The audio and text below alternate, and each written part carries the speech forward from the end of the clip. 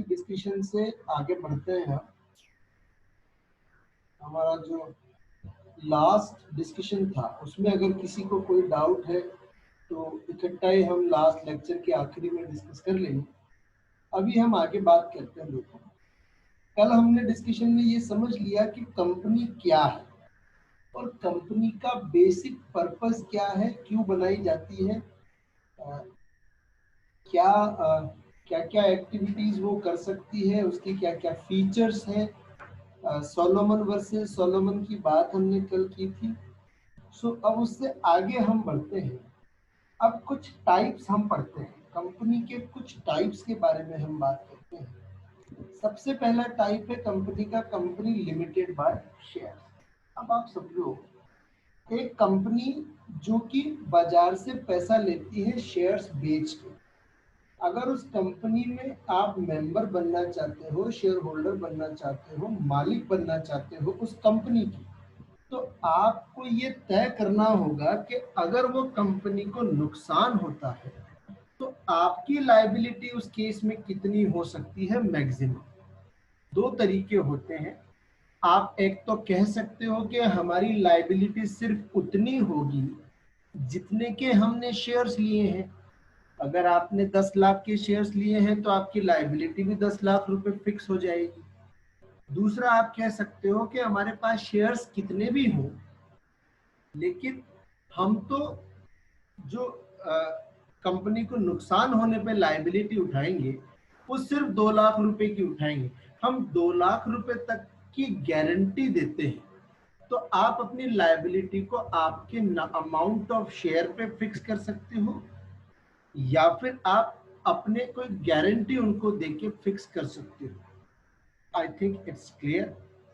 तीसरा तरीका भी होता है, कुछ कंपनियां ऐसी होती हैं जिनकी लायबिलिटी अनलिमिटेड होती है। अनलिमिटेड लायबिलिटी का मतलब होता है उन कंपनियों को अगर लॉस हो जाता है तो आपकी लायबिलिटी उस केस में अनलिमिटेड हो जाएगी। मतलब कंपनी के लॉस को कंपनसेट करने के लिए आपकी प्राइवेट प्रॉपर्टी भी बेचकर आपसे पैसे की रिकवरी की जा सकती है। ठीक है, तो company limited by shares, company limited by guarantee और अनलिमिटेड कंपनी।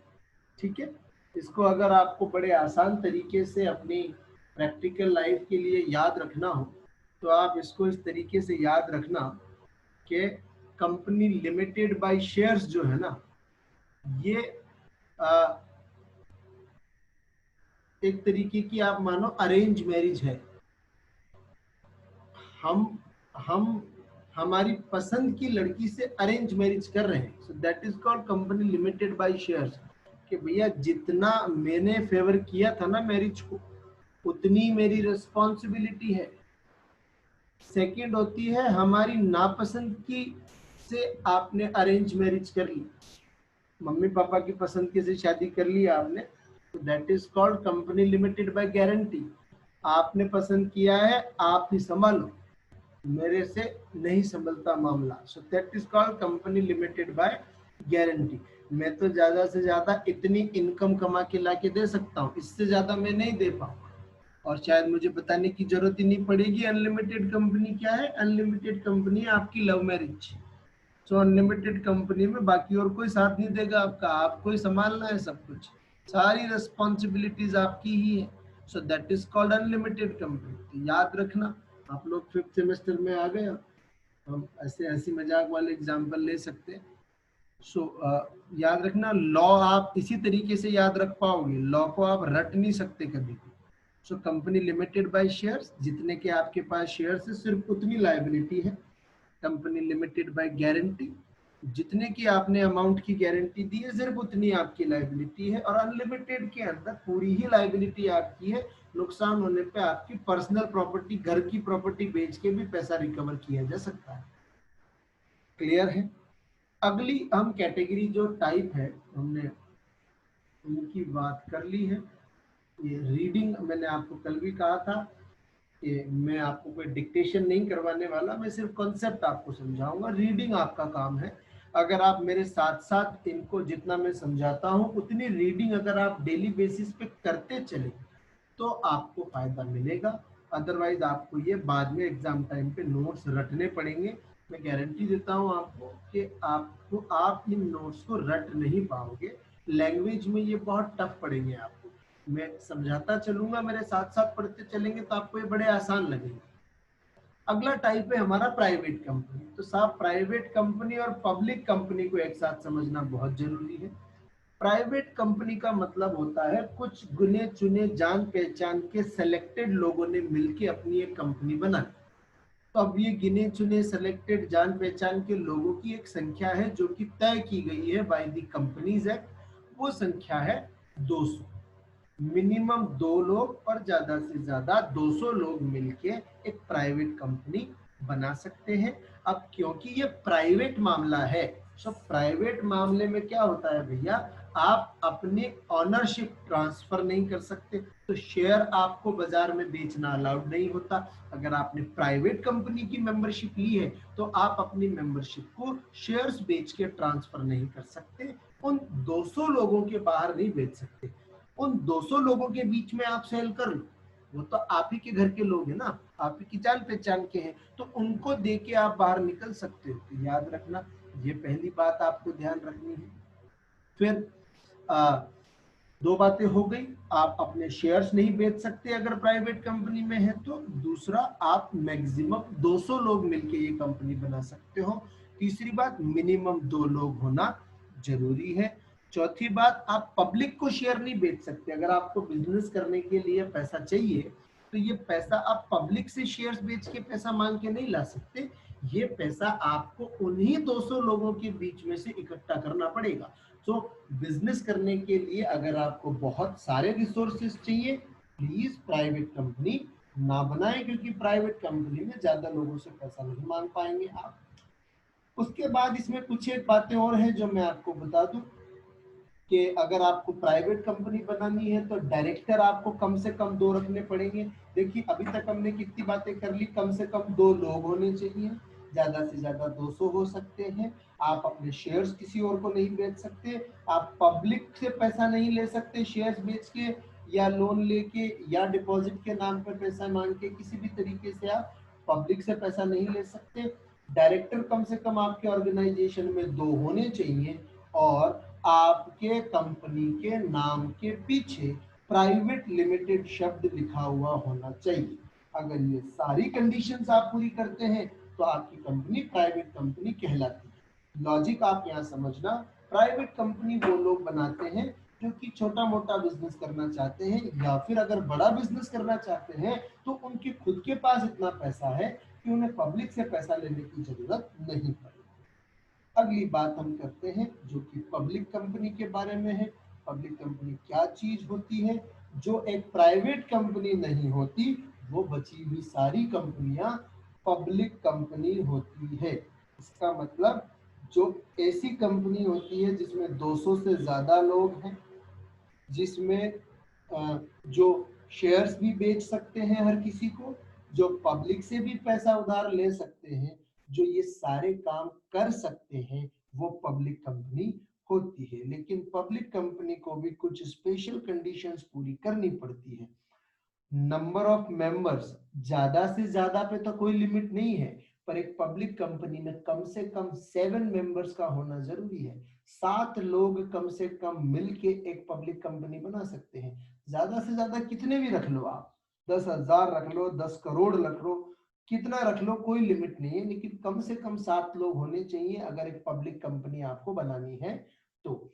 दूसरी बात जो हमको याद रखनी है इसके अंदर अलग से, कि ये जो कंपनी होती है इसमें मिनिमम डायरेक्टर नंबर 3 होता है।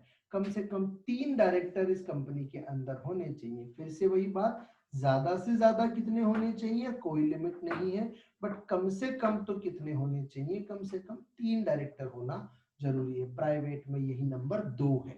ठीक है, प्राइवेट में नाम के पीछे प्राइवेट लिमिटेड लगाना पड़ता है, तो पब्लिक कंपनी के नाम के पीछे लिमिटेड वर्ड जो है लगाना पड़ता है।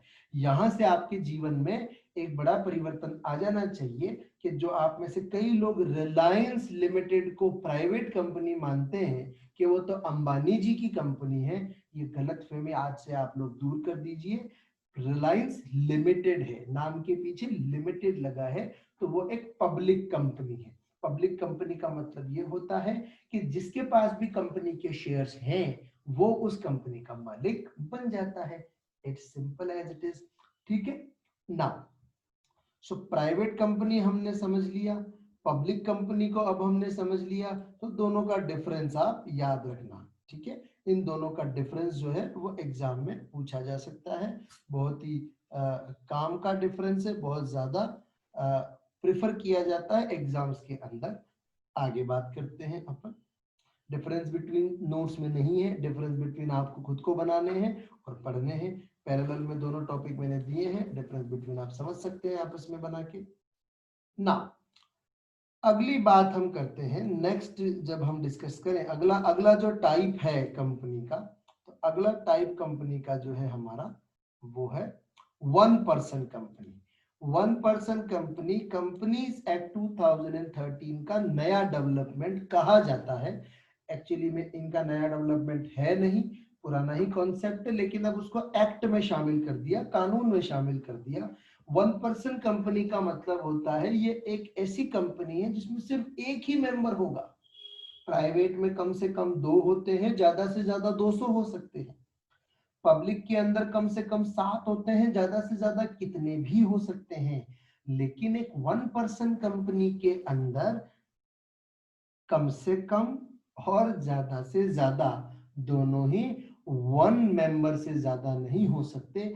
जो इंडिविजुअल अकेला बंदा एक कंपनी बनाना चाहे तो उसे हम 1% कंपनी की कैटेगरी में रखते हैं। अब क्योंकि 1% कंपनी एक नया कॉन्सेप्ट है, ऑल्दो आपके सिलेबस में नहीं है, फिर भी मैं चाहता हूं 1% कंपनी के बारे में आप सीखें, जाने, उसके बारे में जो प्रोविजन है, जो लॉ है, मोटे मोटा बेसिक बेसिक बातें आप उसके बारे में समझें। अगर आप में से कोई भी इसको डिटेल में पढ़ना चाहे तो डिटेल के लिए मैंने आपको पूरे नोट्स दिए हैं, आप डिटेल के अंदर इसको यहाँ से पढ़ सकते हैं। कुछ जो जरूरी बातें हैं 1% कंपनी से रिलेटेड ये मैं आपको बता देता हूं। तो देखो 1% कंपनी जो है वो एक सिंगल मेंबर होना चाहिए, लेकिन सिर्फ अकेले से काम नहीं चलेगा, उस सिंगल मेंबर का कोई ना कोई नॉमिनी भी होना जरूरी है। क्योंकि अगर कल को आपको कुछ हो गया as a owner of the company, तो उस कंपनी को कौन संभालेगा? वो कंपनी तो लावारिस हो जाएगी बेचारी। सो किसी भी कंपनी को लावारिस होने से बचाने के लिए उस 1% कंपनी का एक नॉमिनी होना जरूरी है। दूसरी बात, हर 1% कंपनी के अंदर कम से कम एक डायरेक्टर का होना जरूरी है। प्राइवेट में ये नंबर 2 है, पब्लिक के अंदर यही नंबर 3 डायरेक्टर का है। सो 1% कंपनी में मिनिमम 1 डायरेक्टर का होना जरूरी है। तीसरी बात जो आपको याद रखनी है, इन कंपनियों को as per the companies act जितनी भी मीटिंग्स होती हैं वो करने की कोई जरूरत नहीं होती है। इनको सिर्फ क्या करना होता है कि ये लोग साल के अंदर 182 डेज के गैप में एक बार मीटिंग करते रहे। अब यहाँ मीटिंग होगी किसकी? एक ही तो मेंबर है, वो अकेला अगर अपनी घर की डाइनिंग टेबल पर बैठ के भी अपने डायरेक्टर के साथ बैठ के बात कर रहा है तो भी उसकी मीटिंग को कंक्लूड और कंडक्टेड मान लिया जाता है। ये बात आप ध्यान रखिएगा। कौन बना सकता है एक 1% कंपनी? तो याद रखना 1% कंपनी को सिर्फ एक नेचुरल पर्सन ही बना सकता है, एक कंपनी दूसरी कंपनी नहीं बना सकती। एटलीस्ट एक कंपनी दूसरी 1% कंपनी नहीं बना सकती, यह बात आप ध्यान रखना। पर हाँ, एक कंपनी या बहुत सारी कंपनियां मिलके एक प्राइवेट कंपनी या पब्लिक कंपनी अलग से बना सकती है, इस बात को आप ध्यान रखिएगा। इंटरेस्टिंग फैक्ट है क्योंकि आपको काम आएगा बाद में, फ्यूचर स्टडीज में कभी ना कभी काम आएगा। आप में से कई लोग वकील बनने वाले हैं तो उन लोगों को तो काम आना ही चाहिए। एक और बात आप याद रखना, एक 1% कंपनी जब आपने बना ली तो उस 1% कंपनी को आप प्राइवेट कंपनी या पब्लिक कंपनी में कन्वर्ट कर सकते हो अगर आपका जो हम कहते हैं पेड अप कैपिटल जो आपका है वो अगर 50 लाख से ज्यादा हो जाता है और आपका टर्नओवर अगर 2 करोड़ से ज्यादा हो जाता है, तो आप अपनी उस 1% कंपनी को प्राइवेट कंपनी या पब्लिक कंपनी में कन्वर्ट कर सकते हो। आप सोच रहे होंगे सर कि क्यों करेगा कोई कन्वर्ट, उसने तो खुद का बिजनेस करने के लिए कंपनी खोली थी। अब 50 लाख रुपए तक की पेड अप कैपिटल हो गई, 2 करोड़ तक का टर्नओवर हो गया, अगर इतना बड़ा ग्रोथ कर रहे हो तो अब आपको बड़े लेवल पे बिजनेस करने के बारे में सोचना चाहिए, और बड़े लेवल पे बिजनेस करने के लिए एक्स्ट्रा पैसा चाहिए। वो एक्स्ट्रा पैसा कहां से मिलेगा, वो पब्लिक से मिलेगा, और उसके लिए आपको 1% कंपनी को पब्लिक कंपनी में बदलना पड़ेगा, क्योंकि एक 1% कंपनी जनरल पब्लिक से मार्केट से पैसा नहीं ले सकती। तो इसलिए कन्वर्जन करना पड़ सकता है, लेकिन याद रखना कन्वर्जन 2 साल के पहले नहीं हो सकता। एक 1% कंपनी अपने आप को 2 साल के पहले कन्वर्ट नहीं कर सकती, लेकिन अगर हाँ 2 साल के पहले भी आप 50 लाख या 2 करोड़ की लिमिट को क्रॉस कर जाते हो, 50 लाख तो पेड अप कैपिटल के लिए लिमिट है, और 2 करोड़ जो है वो किसके लिए है, टर्नओवर के लिए। या तो 50 लाख आप क्रॉस कर गए, या फिर आप 2 करोड़ का टर्नओवर क्रॉस कर गए। दोनों में से कुछ भी अगर आप कर गए तो आप 2 साल के पहले भी अपने आप को कन्वर्ट कर सकते हो। अगर हाँ 2 साल हो गए, अगर 2 साल हो चुके हैं, तो आप फिर 50 लाख और ये 2 करोड़ की कंडीशन पूरी आपको करने की जरूरत नहीं पड़ेगी। भुवनेश, कोई डाउट है तुम्हें? शायद तुमने हाथ ऊपर किया है, तो अपने आप को अनम्यूट कर लो भुवनेश और पूछो क्या पूछना चाहते हो। सर एक्चुअली नेटवर्क इश्यू हो रहा है आपकी तरफ से सर, तो आपकी क्लियर आवाज नहीं आ पा रही है। अच्छा, ऐसा है क्या? बाकी लोगों को भी यही दिक्कत आ रही है?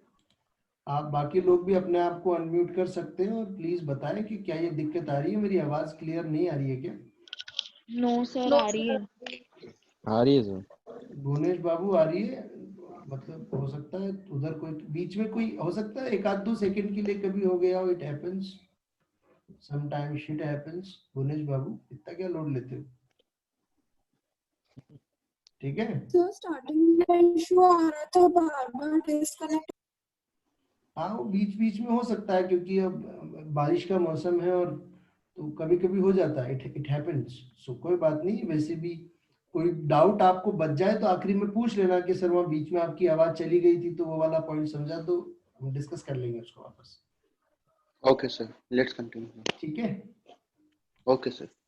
ठीक है, तो आप म्यूट कर देता हूँ मैं तुमको, सबको म्यूट कर लो तुम अपने आप को ना। सो आई थिंक 1% कंपनी को लेके जो जनरल बेसिक बातें हैं वो आपको पकड़ में आ गई। आखिरी कंडीशन जो मैं बता रहा था वो यही थी, अगर आप अपनी 1% कंपनी को प्राइवेट या पब्लिक में बदलना चाहते हो 2 साल तक इंतजार कीजिए। लेकिन अगर आप 2 साल इंतजार नहीं करना चाहते तो आप अपनी पेड अप कैपिटल को 50 लाख से ऊपर ले जाइए और अपने टर्नओवर को 2 करोड़ के ऊपर ले जाइए। बिजनेस बड़ा कर लीजिए तो आप 2 साल के पहले भी कन्वर्ट कर सकते हो। लेकिन अगर आप बिजनेस बड़ा नहीं करना चाहते और फिर भी कन्वर्ट करना चाहते हो, 2 साल तक वेट करना पड़ेगा ना। अगला जो टाइप है हमारा कंपनी का वो है स्मॉल कंपनी। स्मॉल कंपनी मतलब ऐसी कंपनी जिनकी पेड अप कैपिटल कम होती है। कितना अमाउंट है पेड अप कैपिटल का? इसके लिए हमने 50 लाख का अमाउंट रखा है। तो एक ऐसी कंपनी जिसकी पेड अप कैपिटल 50 लाख से कम है और जिसका टर्नओवर मतलब उसका जो टोटल सेल्स वगैरह है वो 2 करोड़ से कम है। ठीक है, अब देखो यहाँ पे बहुत सारी चीजें हैं, इतनी सारी बातें हैं कि अगर मैं सब कुछ आपके साथ बताने लगूंगा, डिस्कस करने लगूंगा तो बहुत लंबा बैच अपना चला जाएगा, और हमको शायद वीक में 2 या 3 से ज्यादा क्लास मिलेगी नहीं। फिर छुट्टियां भी आपके बहुत आती हैं और बहुत सारे लफड़े हैं। टर्नओवर वर्ड का मतलब मुझे नहीं लगता आप में से किसी को भी पता है। थोड़ा सा टू वे करते हैं कम्युनिकेशन को, आप अपने आप को अनम्यूट कर सकते हैं। अगर किसी को भी पता है कि what does it mean by turnover तो प्लीज अपने आप को अनम्यूट करके मुझे बताएं।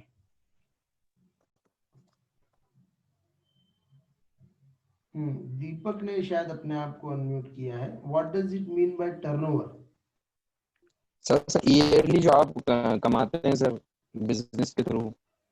हाँ, पर क्या सिर्फ ये बहुत बहुत जनरल मीनिंग है दीपक, कुछ और कोई हाँ सर। बताना चाहे? थोड़ा सा टेक्निकल जानना चाहता था मैं, क्योंकि आप लोग कॉमर्स वाले हो और टर्नओवर वर्ड आपने 11th स्टैंडर्ड से पढ़ा है। Anyone else? चलिए कोई बात नहीं, मैं ही बता देता हूँ, म्यूट कर लो आप लोग। तो देखो मैं बताता हूं आपको, टर्नओवर का मतलब होता है टोटल सेल्स एंड परचेज। जब दोनों को जोड़ दिया जाता है उसे टर्नओवर बोलते हैं हम लोग। ठीक है, टर्नओवर का मतलब होता है कितना पैसा आपका परचेज में लगा और फिर सेल्स के थ्रू टर्न ओवर होके आपके पास वापस आ गया। सो सेल्स प्लस परचेज, क्या बात कर रहे हैं ये, आपका सेल्स प्लस परचेज जो है अगर 2 करोड़ से ज्यादा है, या आपका कंपनी का पेड अप कैपिटल जो है वो 50 लाख से ज्यादा है, और एंड लगा है, लॉ जब आप पढ़ते हो तो एंड और का बहुत फर्क पड़ता है। सो जो एंड लगा हुआ है इसका मतलब आप समझो दोनों कंडीशन जो ऑर्गेनाइजेशन पूरी करता है कि ना तो उनका पेड अप 50 लाख से ज्यादा है और ना ही उनका टर्नओवर 2 करोड़ से ज्यादा है, ऐसा ऑर्गेनाइजेशन क्या बन सकता है?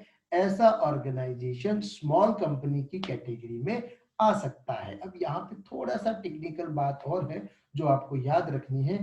अभी ये लिमिट 50 लाख और 2 करोड़ की है, ठीक है, लेकिन गवर्नमेंट ऑफ इंडिया के पास इस पर्टिकुलर अमाउंट को इंक्रीज करके, इसको बढ़ाकर कितना करने का पावर है?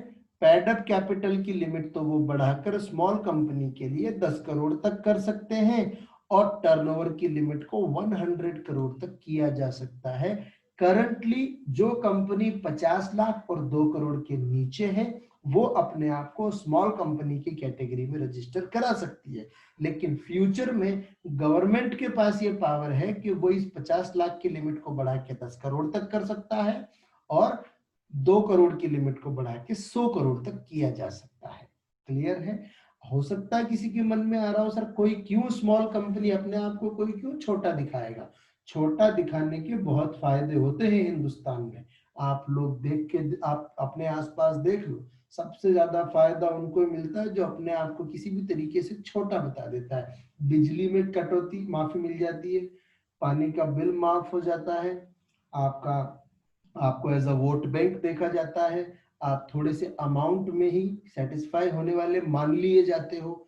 सो कंपनी के केस में भी ऐसा ही है, अगर आप स्मॉल कंपनी की कैटेगरी में आते हो तो आपको गवर्नमेंट बहुत सारे फायदे देती है। आपकी कंपनी को इलेक्ट्रिसिटी में सब्सिडी मिल जाएगी, आपको गवर्नमेंट की तरफ से ग्रांट्स मिल जाएगी, आपको इनकम टैक्स में रिबेट मिल जाएगी, आपको लीगल कंप्लायंसेस में रिबेट मिल जाएगी। बाकी कंपनियों को क्वार्टरली बेसिस पर रिपोर्ट देनी होती है, आपको 6 मंथ 1 ईयर में रिपोर्ट देने को बोला जाएगा। सो बहुत सारे एडवांटेजेस मिलते हैं अगर आप स्मॉल कंपनी की कैटेगरी में आ जाते हो तो।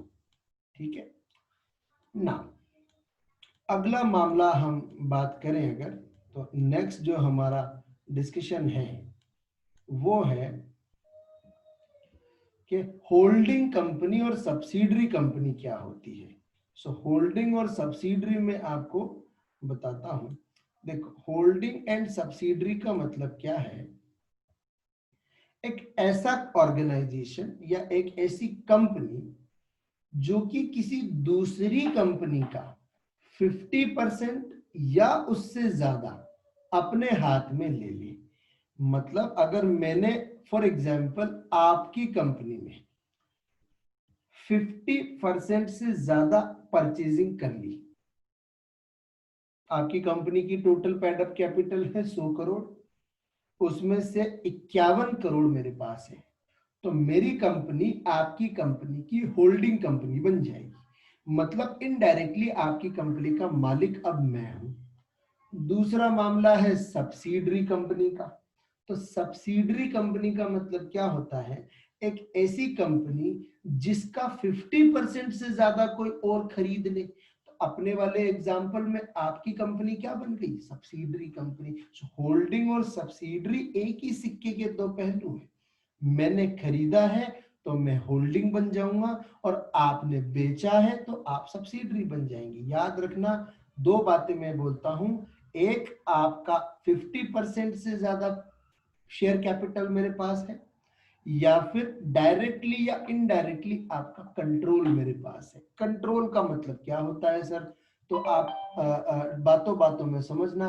कंट्रोल का मतलब होता है आपके ऑर्गेनाइजेशन, जस्ट सेकेंड, आपके ऑर्गेनाइजेशन का कंट्रोल मतलब आपका जो डायरेक्टर, बोर्ड ऑफ डायरेक्टर्स है, उसमें मैं किसी बंदे को अपॉइंट करने का पावर रखता हूं। मैं आपके ऑर्गेनाइजेशन की एक्टिविटीज को मेरे लोगों के थ्रू मॉनिटर करने का पावर रखता हूं, व्हाटसोएवर द रीजन।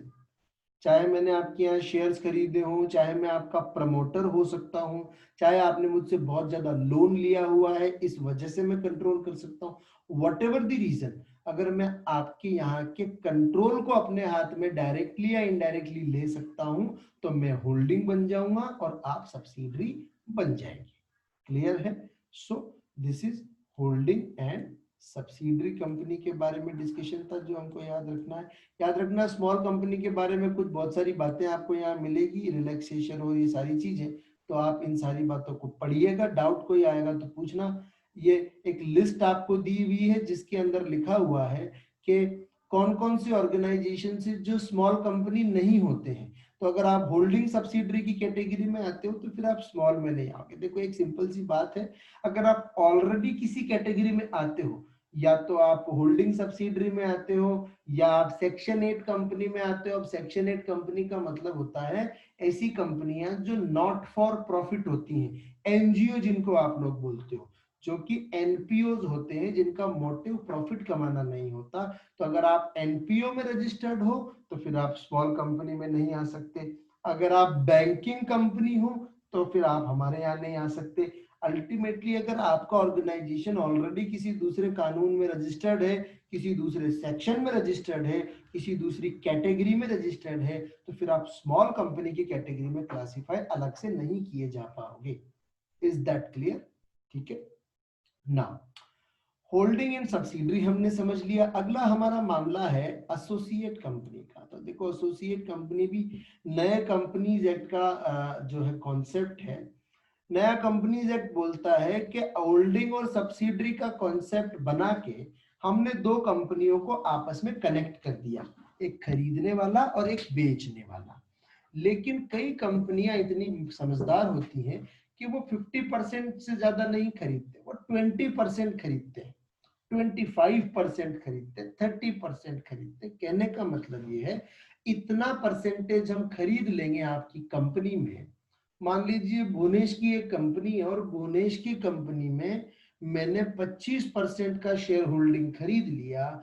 आप लोग सोच के बताइएगा कि क्या आपके ऑर्गेनाइजेशन में कोई भी डिसीजन मुझसे पूछे बिना हो पाएगा क्या? सबसे बड़ा शेयर होल्डर में हूं, भले मेरे पास 51% नहीं है, बट स्टिल सबसे बड़ा शेयर होल्डर में हूं। तो जब मैं सबसे बड़ा शेयर होल्डर बन जाता हूं तो मैं डायरेक्टली इनडायरेक्टली आपके कंट्रोल में हाथ बटा रहा हूं। नाउ इसको हम कॉर्पोरेट लैंग्वेज में बोलते हैं significant influencing organisations.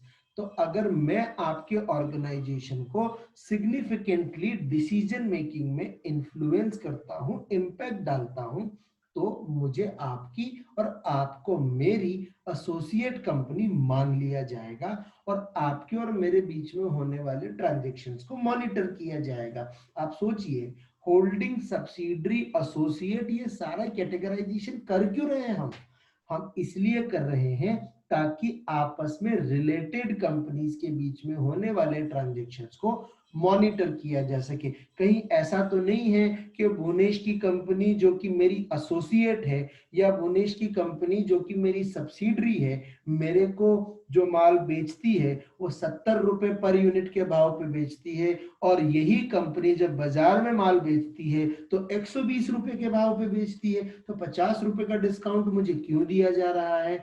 Ministry of corporate affairs, income tax department, ये सब आके भुवनेश की कंपनी में बैठ जाएंगे और भुवनेश की कंपनी का पेनल्टी लगा जाएंगे। सो रिलेटेड ऑर्गेनाइजेशंस की कैटेगरी इसलिए बनाई जाती है ताकि उनके बीच में होने वाले ट्रांजेक्शन्स की टर्म्स एंड कंडीशंस को इवेल्युएट किया जा सके। अगर ट्रांजेक्शन्स नॉर्मल है कोई प्रॉब्लम नहीं है, लेकिन अगर ट्रांजेक्शन्स में कुछ भी एबनॉर्मलिटी है तो फिर उसके ऊपर एक्शन लिया जा सकता है। ठीक है ना। On the basis of capital भी कंपनी लिस्टेड हो सकती है और अनलिस्टेड हो सकती है। समझो आप, लिस्टेड और अनलिस्टेड का मतलब होता है अगर स्टॉक एक्सचेंज पे, स्टॉक एक्सचेंज का मतलब है एक बाजार जहां पे शेयर्स का सौदा होता है। Bombay stock exchange, national stock exchange हमारे देश के दो सबसे बड़े स्टॉक एक्सचेंज है। सो लिस्टेड कंपनी का मतलब है आपने अपने शेयर्स को खरीदने और बेचने के लिए किसी मार्केट पे नाम लिखवा दिया है, उसकी लिस्टिंग करवा दी है। अगर आपकी कंपनी का नाम बॉम्बे स्टॉक एक्सचेंज पे लिखा है तो आप बॉम्बे स्टॉक एक्सचेंज में जाके उन कंपनी के शेयर्स में ट्रेड कर सकते हो। अनलिस्टेड का मतलब होता है आपकी कंपनी के शेयर किसी मार्केट में ट्रेड नहीं होते। अगर किसी को आपकी कंपनी के शेयर्स चाहिए तो उन्हें सिर्फ डायरेक्टली आपसे ही आके लेना पड़ेगा और फिर वो सिर्फ आपको ही वापस सेल कर सकता है। सो आज की डेट पे अनलिस्टेड कंपनियों में कोई भी ट्रेड नहीं करता, कोई भी सौदा नहीं करता है, ये ध्यान रखिएगा। इसके अलावा भी कुछ कैटेगरीज और हमको दी हुई है। गवर्नमेंट कंपनी, ऐसा ऑर्गेनाइजेशन जिसमें 51% से ज्यादा होल्डिंग किसकी है? गवर्नमेंट की। अब गवर्नमेंट सेंट्रल गवर्नमेंट हो सकती है, स्टेट गवर्नमेंट हो सकती है, लोकल एरिया का जो जैसे अपने यहाँ नगर पालिका नगर निगम होते हैं वो हो सकते हैं, या गवर्नमेंट से रिलेटेड कोई ऑर्गेनाइजेशन हो सकता है, या ये सब लोग मिलके अगर 51% या उससे ज्यादा का कंट्रोल शेयर्स का अपने पास रखता है तो ऐसा ऑर्गेनाइजेशन गवर्नमेंट ऑर्गेनाइजेशन या गवर्नमेंट कंपनी के नाम से जाना जाएगा। याद रखिएगा, मैं फिर रिपीट कर रहा हूं, 51% बोला है मैंने मोर देन 50% नहीं बोला है। बहुत टेक्निकल और बहुत ही माइन्यूट सा डिफरेंस है 1% का, पर इसको याद रखिएगा। 51% या उससे ज्यादा अगर शेयर होल्डिंग सरकार के पास है तो सरकार उस कंपनी की, मतलब वो कंपनी गवर्नमेंट कंपनी, सरकारी कंपनी मान ली जाएगी। यहाँ एक छोटी सी बात और याद रखना अपनी नॉलेज के लिए, इसका ये मतलब नहीं है कि उस कंपनी में काम करने वाले कर्मचारी सरकारी कर्मचारी कहलाएंगे। गवर्नमेंट कंपनी में काम करने वाले लोग कंपनी के एम्प्लॉय होते हैं, गवर्नमेंट के एम्प्लॉय नहीं होते। गवर्नमेंट सिर्फ एक शेयर होल्डर है, गवर्नमेंट सिर्फ एक तरीके से सिर्फ मालिक है, ये याद रखना आप। ठीक है, जैसे कोल इंडिया लिमिटेड, तो कोल इंडिया लिमिटेड एक गवर्नमेंट कंपनी, लेकिन कोल इंडिया लिमिटेड में काम करने वाले जो एम्प्लॉइज हैं वो गवर्नमेंट एम्प्लॉइज नहीं है, इस बात का आपको ध्यान रखना पड़ेगा। नाउ अगली कंपनी है हमारी फॉरेन कंपनी। फॉरेन कंपनी का मतलब होता है कि देखो हमने कंपनी की डेफिनेशन देखी थी कल, एक ऐसा ऑर्गेनाइजेशन जो कि, कंपनी की डेफिनेशन में क्या था, एक ऐसा ऑर्गेनाइजेशन जो कि इनकॉर्पोरेटेड है इंडिया में, इंडियन कंपनीज एक्ट में। सो फॉरेन कंपनी की जो डेफिनेशन होती है वो बड़ी इंटरेस्टिंग है। एक ऐसा ऑर्गेनाइजेशन जो कि इंडिया के कंपनीज एक्ट में नहीं बना है बट फिर भी इंडिया में बिजनेस करता है। An organization not incorporated as per the India's Companies Act but still doing business in India.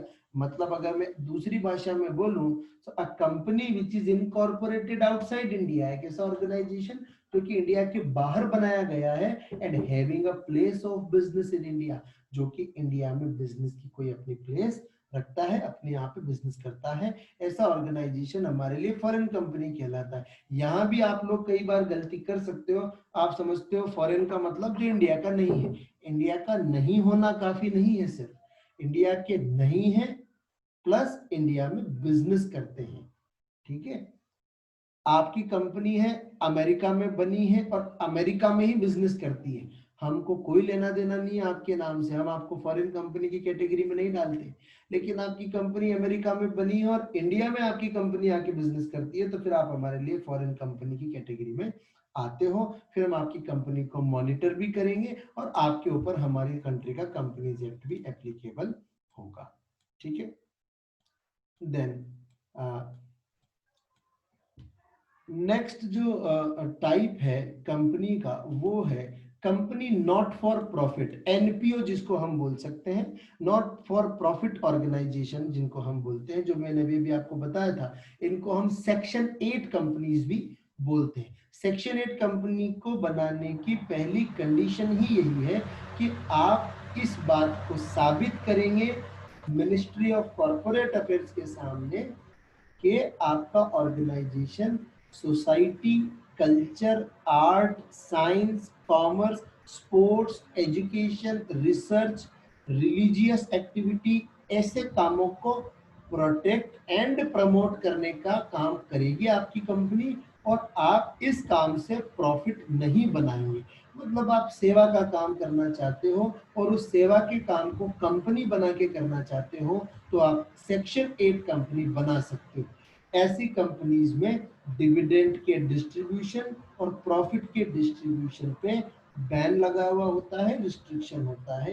ये कंपनियां कभी भी अपना प्रॉफिट अपने शेयर होल्डर्स के बीच में नहीं बांट सकती। ये उस पैसे को सिर्फ और सिर्फ society, culture, art, sports, science, research, environment, इनके प्रोटेक्शन एंड प्रमोशन में खर्च कर सकती है। सेंट्रल गवर्नमेंट को पावर है कि वो इन कंपनियों को इस तरीके का काम करने के लिए लाइसेंस इशू कर सकती है। अगर उनको इनका ऑब्जेक्टिव सूटेबल लगता है तो वो इनको लाइसेंस देते हैं। इनको बहुत सारे एडवांटेजेस हैं। इस तरीके के ऑर्गेनाइजेशंस को बहुत फायदा मिलता है। रिपोर्टिंग्स इनको बहुत ज्यादा नहीं करनी पड़ती है। इन तरीके के जो ऑर्गेनाइजेशंस हैं उनके लीगल कंप्लायंसेस का भी जो काम होता है वो बहुत कम होता है और डिविडेंड ये नहीं दे सकते। देन अगला नाम जो हमारी कंपनी का है दैट इज डोरमेंट कंपनी।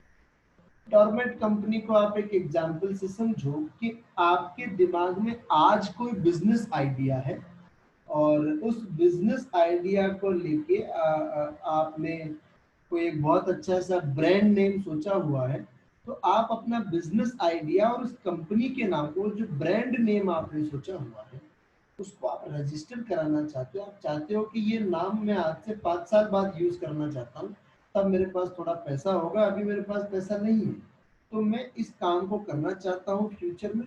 लेकिन अगर मैं 5 साल के बाद रजिस्ट्रेशन करवाऊंगा तो हो सकता है तब तक इस नाम को कोई और चुरा ले, ये आइडिया किसी और को भी आ जाए।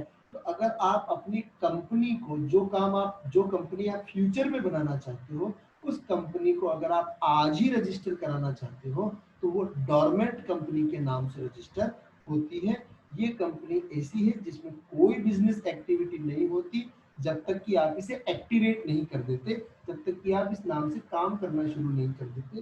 और याद रखना, इस नाम को जिंदा बनाए रखने के लिए आपको रेगुलर बेसिस पे एवरी ईयर इसका एक annual return ministry of corporate affairs को फाइल करना पड़ेगा कि हाँ साहब, हम इस कंपनी से रिलेटेड एक्टिविटीज पे काम कर रहे हैं और साल भर में हमने इतना इतना कुछ इस कंपनी के लिए किया है। ठीक है। इसके बाद एक होती है निधि कंपनीज। तो निधि कंपनीज वो होती हैं जो कि छोटा छोटा पैसा मार्केट से इकट्ठा करती हैं और फिर इस छोटे छोटे इकट्ठे किए हुए पैसे को बाजार में कलेक्टिवली इन्वेस्ट करती है। एक तरीके की म्यूचुअल फंड जैसा काम होता है, लेकिन ये लोगों से डिपॉजिट्स के नाम पे पैसा लेते हैं, अच्छा इंटरेस्ट रेट लेते हैं और ये इन्वेस्टमेंट थोड़ा सा रिस्की भी होता है। ठीक है। सो आज के लिए हम इतना ही डिस्कस करते हैं। इसके आगे का डिस्कशन हम कल करेंगे। मैं आपको अनम्यूट का पावर दे रहा हूं। अगर आपको कोई भी डाउट है तो आप मेरे से पूछ सकते हैं। आप अपने आप को अनम्यूट कर सकते हैं। कोई डाउट है तो आप मेरे से पूछ सकते हैं। सर, अनलिमिटेड कंपनी और लिमिटेड बाय गारंटी समझ नहीं आया। अनलिमिटेड कंपनी और कंपनी लिमिटेड बाय गारंटी नहीं समझ में आई? Yes sir. लेट आई हो?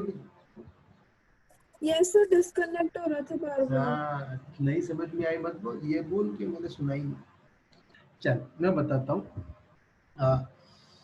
देखो क्या होता है, एक सेकेंड।